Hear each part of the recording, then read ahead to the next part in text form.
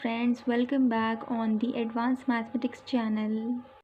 So friends, here I am today trying to solve a problem which is especially in the RS integration in the real analysis portion. So I have taken a theorem from that portion. So it is going to very important theorem. So in your academics, or you have to know that what is exactly this theorem means.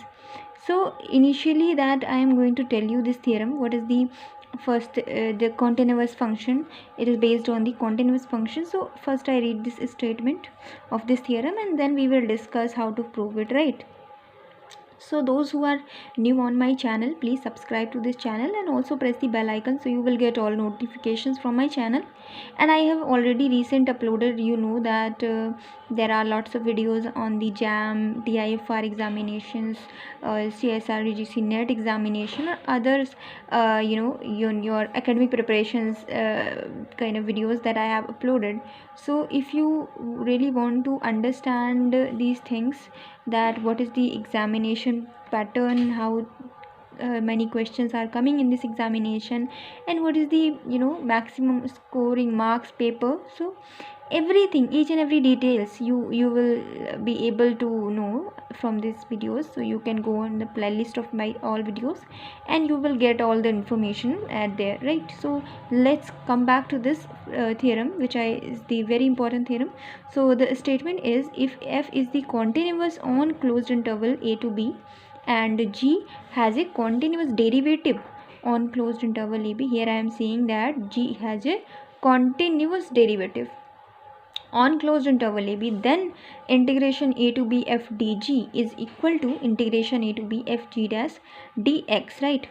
So what is the meaning? That if a function is continuous on closed interval ab and we have a g which is also continuous derivative on closed interval ab, then this condition will hold, right? How this condition will exist. So first you have to know that what is the continuity in this regarding RS integration function.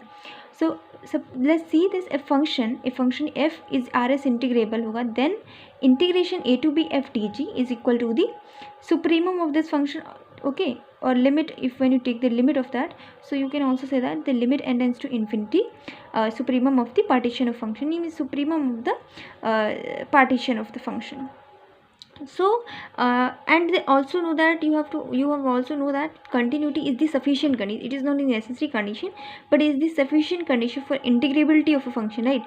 So to integrable, to just like for example we want to show that integration a to b f dg, right? So we have to know that the continuity is the necessary condition for the differentiability of the function f, okay. So if I am able to solve this question theorem, then you will understand gradually that what things are actually I am trying to say, right? So let's see, okay, let's see at the end of this video.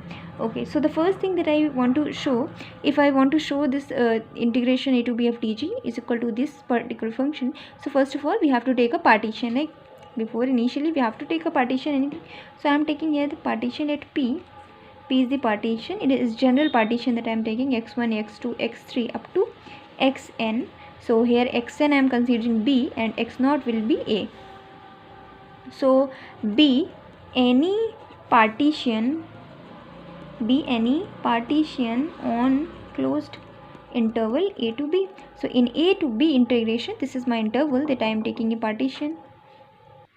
So here we are taking the partition p in interval a to b. So this is the partition x0 x1 x2 up to xn, okay. So vn any partition on closed interval ab. Now let's come back to the g. What is the g? G has a continuous derivative, means here g is the continuous function. So here I am writing that g is the continuous derivative of on closed interval ab, right? So here g is the also continuous derivative on the closed interval ab. So now we have the partition p, general partition p, and g also, which is continuous derivative, and then I am going to take a Lagrange's mean value theorem. You have already know that this theorem we are going to apply. We have two function here, f, and the other one is g. So now I am taking here number ti, which is the which is belong to this interval, general interval. Here I am taking x0 x1. So here in the mid of this interval x naught to xn minus 1, there is one interval which is xi. So here I am taking xi minus 1 comma xi, which is the general integration general interval. So here I am taking this interval will belongs to the ti. So by Lagrangian mean value theorem, by Lagrange's mean value theorem. So this theorem says that you have two function if g or two in the two interval, like gx, just for example, if I am taking the difference of this function, so xi minus 1, right? So here in the same way, gxi minus g of xi minus 1 is the nothing but g of ti into here, because in this interval belong to this ti. So here if I am taking this ti, so this will become g of ti into xi minus xi minus 1, right? Or here I is running from 1 to up to n. Okay, so this is what, this is exactly the delta of g of xi, or you can say gi, right? This is the delta gi. Then if you open this, so you will get g of xi minus g of xi minus 1, right? So this delta gi is equal to this g of ti into xi minus 1. This is the all this is, you can say that g of t dash, because a new term we are introducing here. We have taken first g, now we can say this g dash. So here I am taking g dash or into ti, and this xi minus 1 is the delta xi. Okay, so this is the delta xi, which is when you open, so this will become xi minus 1. So this is clear right here. Now we can say that this delta gi you can also write here, since delta gi is the g of xi minus g of xi minus 1. Okay, and delta xi is the xi minus 1. Now in this theorem, what we have to show here, now let's consider S of p f g. This is the supremum of this function. P is the partition and f and g, you have two function, right? So in the RS integral we have to take supremum of this function. So what is the supremum of this function? This is the s of I is equal to 1 to n and f of ti into delta gi. It is the similar in the in the Riemann integral. It is the similar function in the Riemann integral, as you used that summation I is equal to 1 to n f of xi into f of xi, right? So here we have two function, you know that. So here we have to use this function f with g. So this function is in the form of this. So now how to open it? So if you open it, x is equal to summation I is equal to 1 to n and f of ti, and delta gi is the value of this you can introduce here. So g or dash of ti into delta xi.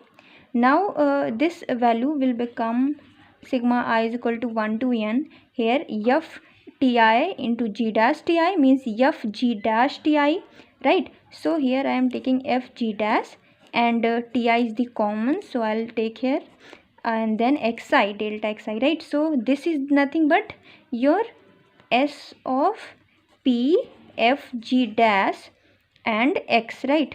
So this is your function which you have taken here s p f g, and this will become here s p f g dash dot x. So this is the function that I have taken here g, and this will become here g dash.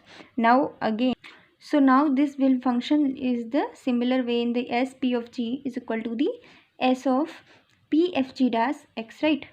So this supremum will be the same function, and here g is equal to the g dash, right? Now if you take the limit of both sides, so limit n tends to infinite and up to p tends to 0 partition, right? So s of p f g will equal to the limit n tends to infinity or p tends to 0. So this function f g dash dot x, right?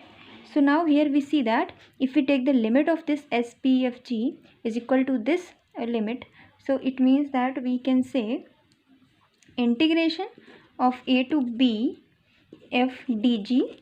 This is the function that we can write in this way, and here I can write a into b integration f g dash into dx. We have x function here and we have here function g, f and g, right? So f dg is equal to the integration a to b f g dash and dx, right? So this is the function that we can prove in this way.